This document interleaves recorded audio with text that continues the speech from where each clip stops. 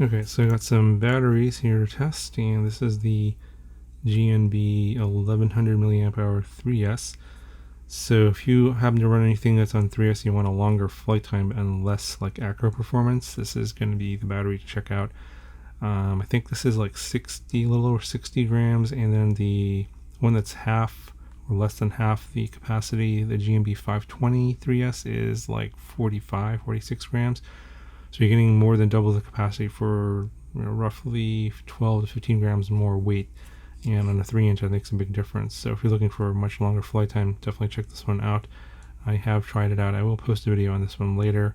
I think I got a 10-minute flight time on my 3-inch, so that was pretty crazy. Just got these BetaFPV batteries in as well. These have XT60s. This is their new series called Speedy, and don't know anything about these. I haven't tried them out yet. They look pretty decent in terms of the construction and the build. So you got a 556S 75C and a 854S 75C. They come in a pack of two, at BetaFPV or at race day quads. And so basically this is like for 3-inch on 4S, or on the 556S is also for like a 3-inch on 6S. I think you could use this on a 3-inch or 4-inch, like their BetaFPV has like the X-Night, for example, and then some of their 3-inch, like their Twig. These what these batteries are for. I'll be testing them out, and we'll see those in later. And by the way, as well as the links being all down in the description of this video, sometimes I post some of these things on my Instagram as well, so you want to check that one out. It's MarbleKit at Instagram, so I definitely would post some of these things I probably have already, and some of these other things will show up on Instagram later. So just letting you know, if you want to see stuff or ahead of time, ahead of my YouTube channel, they usually show up some on the Instagram first. Alright, so this is the new Bluetooth Nano V2 from Flywoo, and so I actually threw in the V1 in there just to show you a quick comparison. There won't be a video on this one later. So this is the V2 here on the left, this is the V1 on the right. They look pretty similar. I think the V2 is a little bit less weight. I mean, they're both like 1 gram or 2 grams, something like that. That's not a huge difference. But I don't really know what specifically is different about the V2 over the V1. I don't think the V1's sold anymore. I think this PCB is thinner. Yeah, it definitely looks thinner. What do you guys think? So that's that. And so basically, if you don't know what this is, if you add this to a flight controller with an open UART, you can connect to the flight controller, obviously when it's powered up via USB or battery, and you can use the SpeedyBee app on your smartphone to connect to it and configure it like BetaFlight Configurator. Alright, so we got the Flywoo Robo 1202.5 11,500 kV motors. So I had the 1202.5, like I think it was like 6,900 kV, something like that on the, if you've seen this before, I think I was on the 3-inch, I forget the model, the toothpick they have. This one's the 11,500. This is, I think, the same size as the ones from FPV Cycle, but this one has the 1.5 millimeter shaft instead of the 2 millimeter shaft. So if you have one of these other props other than the gem fans, are the only ones that have the 2 millimeter shaft, and then this is the motor to check out. But yeah, it's pretty tiny and light, and I've had good luck with the Flywoo motors. I probably will build another 1S toothpick with this one later, so this will probably go into a build. And this one here is the Flywoo Robo 1204 5150 kV. So now they have a 1204 motor, and basically you can see just a little bit bigger than the 1202.5, but otherwise it looks like the same design, just a taller stator. Alright, this is the Goku TX Nano. So I put a video out on the 4K Cinewhoop based on the UK65, and this is the video transmitter I upgraded to. It's fine. I mean, there's nothing particularly special or bad about this particular video transmitter. It's just that it's tiny and goes up to 400 milliwatts and does have the RF shielding, so you get a little bit better signal than some of the other ones that don't have the RF shielding. So I think it's worth the extra weight. Okay, so we got the BetaFPV 1805, 2550, and 1550 kV motors. They come in a set of 4 like this, and this can go on a 4-inch or a 5-inch. 1805, 2550 kV T-style motor. This is a 12mm prop mounting or motor mount, and these are fairly notchy, not super notchy like some motors, but you can kind of hear that. So I'll probably have a video on this one later. I'm not sure like if 1550 kV is even enough for 6S. You could probably use this and get a super long flight time. Alright, so this here's the Brother Hobby. What is this? 2004 1950 kV motor. Also, this is, I think, T-style as well. So this is going to be for a 5-inch. I think this is on one of their 5-inch models from Brother Hobby, which I don't have. Yeah, 2004 1950. And this will use the 5-inch T-style props, which I happen to have here. These ones from GemFan, you'll probably see those. I also got these from HQ. These are the 5-inch T-style props. 5x2x3s, I think. I'll link all that down in the description. So this will probably go on this, but I need a 5-inch frame. I'm waiting for Bob's, I think it's called the 4-rider 5-inch version. That's going to go on this one. Well, this motor is going to go on that frame once it comes out for sale. So stay tuned for a build video with this motor on it. Okay, so I got this little action camera HD video, super tiny. I have no idea if it's any good or not. This is like one of those cheap Chinese ones, but I don't think this is going to be anywhere close to the quality of an Insta360 Go, for example. But we'll test it out, and if it's any good, then you'll see a video. If not, you probably won't. But link will be down in the description for this. And this is the RunCam. What is this? The Nano. This is the Nano 2 Phoenix. Yeah, 2.1mm lens. Yeah, Phoenix 2 Nano. And I've done videos on the all the other ones in that series. This is the next one. You can see it's got 2 boards, like the Toothless and the Rattel. So I think these are all copies of the same sensor, now in a nano size, and different plugs. So I think other guys have done videos on this one already. Late to the party as usual. So this gimbal camera came in from Palm, or it's called the Fimi Palm. Kind of looks like an Osmo Pocket, and a 3-axis gimbal, but this one does only 4K 30 and a 4K 60, so it is cheaper. It's like $230, I think. I don't know. I'm really bad at memorizing prices, but the video quality seems not bad in this one. So if you're looking for a little bit less expensive version of the Osmo Pocket, this will be, I'll make a video on this one later, but not sure exactly when. Here's some more FPV cameras. This one, I don't even know the name of the manufacturer. Some generic Chinese manufacturer. The name is called Mini B19. And I think there's 2 different versions here. So I got a black one,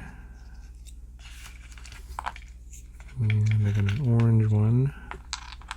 I think they have slightly different lenses.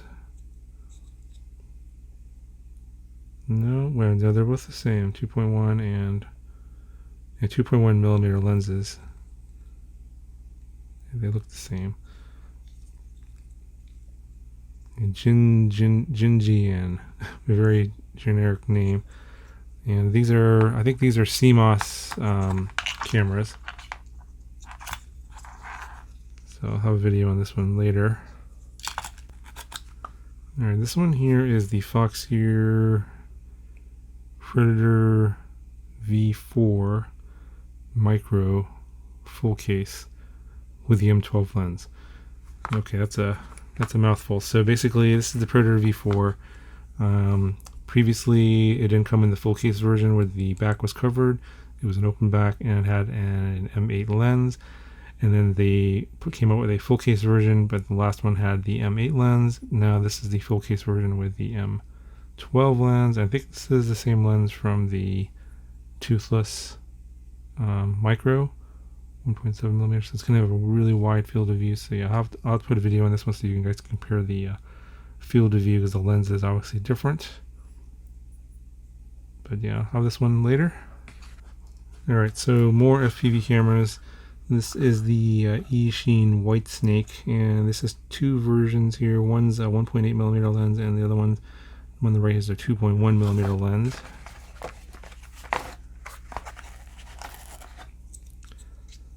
So this is the 2.1 millimeter lens version, so it's going to have a narrower field of view than the 1.8.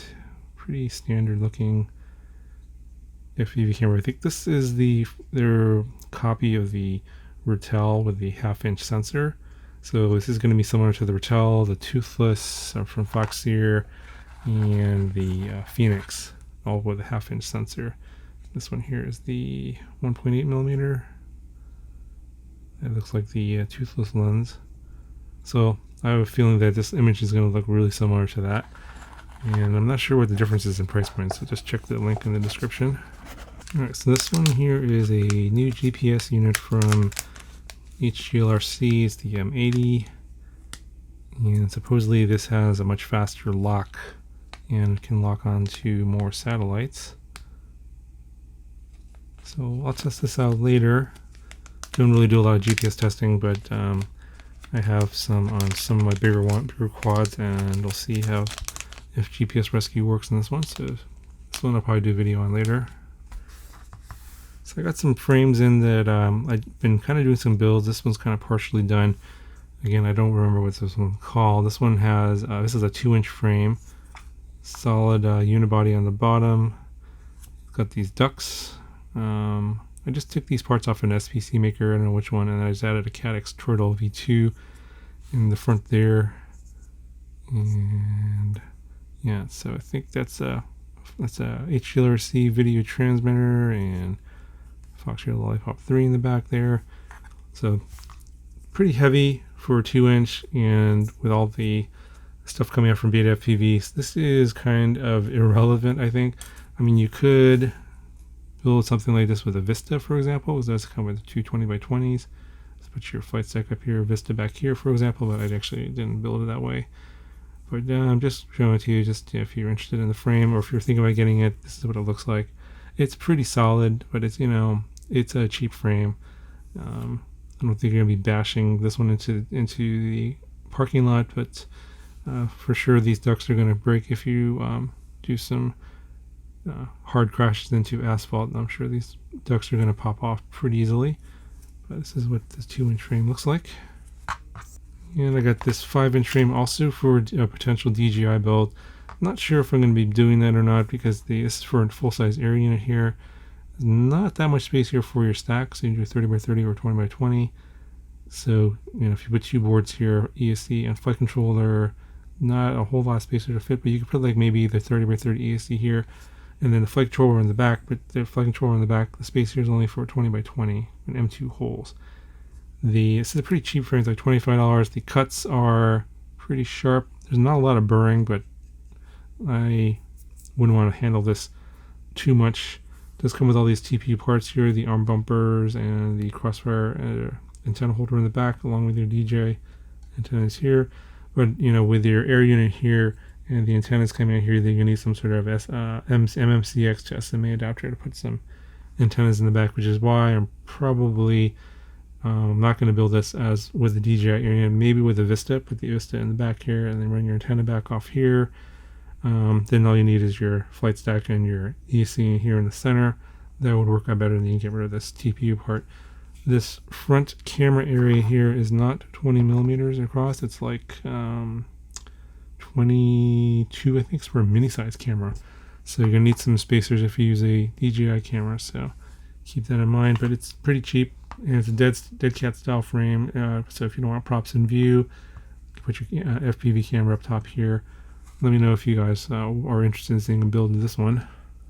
Okay, so just want to give you guys an update on this build that I have not put a video on yet. This is the Dave C micro long range 4-inch frame, and I think I showed it on my Instagram a while back. This has the HQ 4-inch props along with the BetaFPV 1505 3600 kV motors, and I've had it all built. I've been trying to get it to fly, but the stack I'm using in here is a 16 by 16 stack. This frame here, at least this version that I was sent, can only take 16 by 16 stacks in the middle, and this is the HGLRC stack. So with all these parts on here, with the GPS and the TRCA and the crossfire and the video transmitter and all that, it burned out the 5-volt regulator on the flight controller. So I set this one aside. I was gonna get another board. I'm waiting for that before I want to just basically replace the board instead of replacing the whole stack. That'd just be easier. And then I can go have this fly. But I mean, yeah, this is one of those cursed builds. I'm waiting for parts now to fix this and hopefully fly it soon. But I have this other 4-inch frame here. Again, don't remember the name of it. I'll put it up on the screen. And this one takes whoop style boards here in the center along with the bigger motor. So I'm going to probably build this with the BetaFPV parts, I think. I'm not sure. Maybe 1805 motors, for example, and probably Vista. So this one also looks a little bit bigger than the Dave C frame. Alright, last thing to show you is this battery checker from ISDT, the BG8S, and I'm not going to do a video on this one. This one's been out for a while. I just wanted to get one of these because this is a useful tool that's other than the typical battery checking functions, it can do limited cell balancing and USB charging here on the side. But this one is pretty popular, and if you guys really want to see a video on this one, let me know down in the comment section.